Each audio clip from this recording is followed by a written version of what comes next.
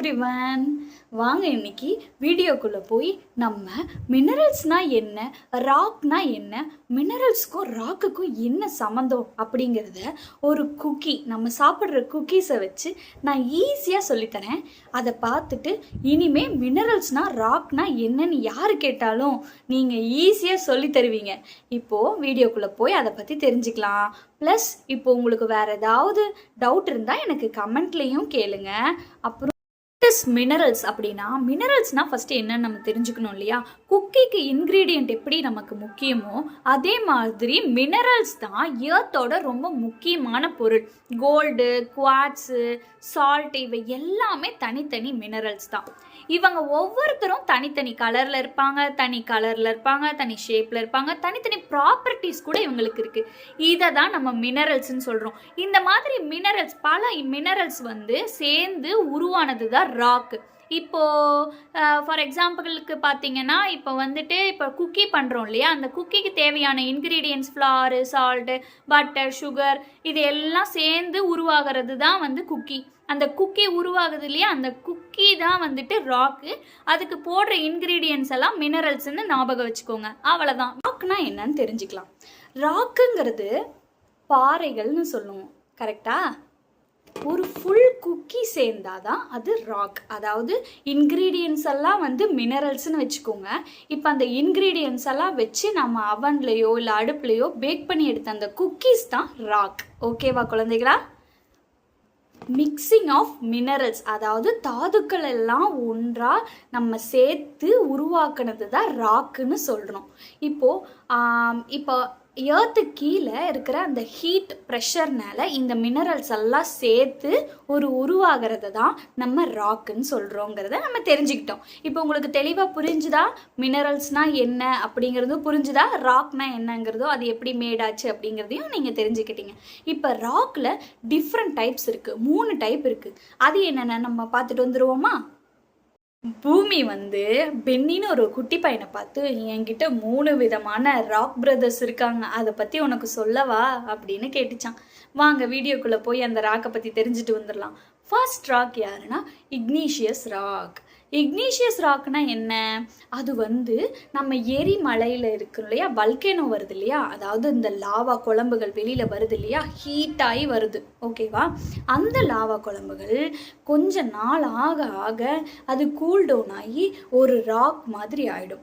அந்த ராக்குக்கு பேர் தான் இக்னீஷியஸ் ராக் அப்படின்னு சொல்லுவாங்க, ஓகேவா? அது சில மணி நேரத்துலலாம் நடக்காது, சில நாட்கள் ஆகலாம், சில வருடங்கள் கழித்து லாவா ஒரு ஹார்ட் ராக்காக மாறுறதுக்கு பேர் தான் இந்த இக்னீஷியஸ் ராக்குன்னு சொல்லுவாங்க, ஓகேவா? இதை நான் உங்களுக்கு ஈஸியாக நம்ம வீட்டில் இருக்கிறத வச்சு நான் சொல்லணும் அப்படின்னா, ஒரு ஹாட் சாக்லேட் சிரப்பை நீங்கள் ஃப்ரிட்ஜில் வச்சிங்கன்னா அது ஹார்டாக மாறிடுது இல்லையா? அந்த லாவாவும் அதே மாதிரி தான். கொஞ்ச நாள் கழித்து அந்த எரிகுழம்புகள் கூல் ஆனதுக்கப்புறம் மாறுற ராக்குக்கு பேர் தான் இக்னீஷியஸ் ராக்குன்னு சொல்லுவாங்க, ஓகேவா? அடுத்து நம்ம அடுத்த ராக்குக்கு பற்றி போயிடுவோமா? என்னன்னா பியூமிஸ் ஸ்டோனுன்னு கேள்விப்பட்டிருப்பீங்க, அதை பற்றி படிச்சிருப்பீங்க இல்லையா? அது ரொம்ப லைட்டாக இருக்கும், அதுக்குள்ளே நிறைய டைனி ஏர் பபிள்ஸ் இருக்குது.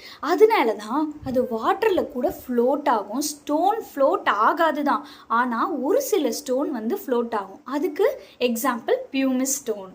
அது ஏன் ஃப்ளோட் ஆகுதுன்னா அதுக்குள்ளே நிறைய ஏர் பபிள்ஸ் இருக்குது, அதனால தான் அது ஃப்ளோட் ஆகுது. அடுத்து நம்ம தெரிஞ்சுக்க போகிறது ராக் நம்பர் 2. ராக் நம்பர் 2 யாரு? செடிமெண்ட்ரி ராக்குன்னு சொல்லுவாங்க, இல்லைன்னா லேயர் ராக்குன்னு சொல்லுவாங்க. இவங்களை ஏன் அப்படி சொல்கிறாங்க அப்படிங்கிறத பற்றி நான் உங்களுக்கு சொல்கிறேன். அதாவது ரெயின் வந்தது, அப்புறம் சாண்ட் வந்துச்சு, அப்புறம் ஷீயோட செல்ஸ், இந்த மாதிரி ஒன்று ஒன்றா வந்துச்சான். சொல்லிச்சான், நான் லேயர் ராக்கு அப்படின்னு சொல்லிச்சான். உடனே பென்னி கேட்டான், நீ எப்படி லேயர் ராக்கு, நீ எப்படி உருவான, எனக்கு உன் கதையை சொல்லு அப்படின்னு கேட்ட உடனே இப்போ இவங்கெல்லாம் சொல்ல ஆரம்பிச்சாங்களாம். எனக்கு மேலே சாண்ட் இருந்தது, அதுக்கு மேலே மட்டு, அப்புறம் லீவ்ஸு, அப்புறம் அதுக்கு மேலே டைனி ஷெல்ஸு, இந்த மாதிரி ஒவ்வொரு லேயராக நாங்கள் ஃபார்ம் ஆக ஆரம்பித்தோம். அப்புறம் நடுவில் ஏர்த்து வந்தது. ஏர்த்து கேட்டுச்சான். ஏர்த்து சொல்லுச்சு, என்ன சொல்லுதுன்னா, இந்த லேயர் எல்லாத்தையும் ப்ரெஸ் பண்ணி அது பல வருடங்கள் கழிச்சு அது ஒரு ராக்காக மாறுது. அந்த ராக்குக்கு பேர் தான் லேயர் ராக், இல்லைன்னா செடிமெண்டரி ராக்குன்னு சொல்லுவோம். அதாவது செடிமெண்ட் ஆகுது எல்லாமே ஒரு நாள் கழிச்சு பல வருடங்கள் கழிச்சு அது ராக்காக மாறிடுது. இதுக்கு பேர் தான் செடிமெண்ட்ரி ராக். இப்போ பர்கர் எடுத்துக்கோங்களேன். பர்கரை பார்த்துருக்கீங்களா? அதுக்கு மேலே ஒரு கீழே பாட்டம் பன்னு இருக்கும், அதுக்கு மேலே லீவ்ஸ் இருக்கும், அப்புறம் சீஸ், டொமேட்டோ, பேட்டி, அப்புறம் டாப் லேயர் பன்னு, இதெல்லாம் வச்சு லேயராக அமுக்கி மாறுது இல்லையா? அது அந்த லேயர், அந்த மாதிரி லேயராக மாறுறது தான் செடிமெண்ட்ரி ராக்ஸ். இப்போ உங்களுக்கு புரிஞ்சிச்சா? இந்த மாதிரி இடத்துல தான் நம்ம டைனோசர்ஸ் எல்லாம் கண்டுபிடிக்கிறாங்க. இப்போ புரியுதா உங்களுக்கு? டைனோசர்லாம் எப்படி எந்த ராக்லேருந்து கண்டுபிடிக்கிறாங்கன்னு தெரிஞ்சுக்கிட்டீங்களா? இப்போ ராக் நம்பர் 3, இதுக்கு பேர் சேஞ்ச் ராக்னு அர்த்தம். மெட்டமார்பிக் ராக் அப்படின்னு சொல்லுவாங்க. இது ரொம்ப ஷைனிங்காக இருக்கும். ஏன் இவ்வளவு ஷைனிங்காக இருக்குது அப்படிங்கிறத பற்றி நம்ம தெரிஞ்சுக்கலாமா?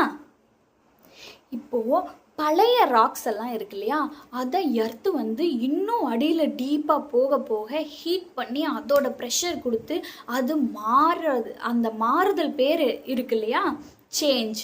அதுதான் சேஞ்ச் ராக்குன்னு சொல்லுவாங்க. மாறுதல், அதாவது ஒரு ராக், பழைய ராக் வந்து புது பிராண்ட் நியூ ராக்காக மாறுறது தான் அந்த சேஞ்ச் ராக் ஆர் மெட்டமார்பிக் ராக்குன்னு சொல்கிறாங்க.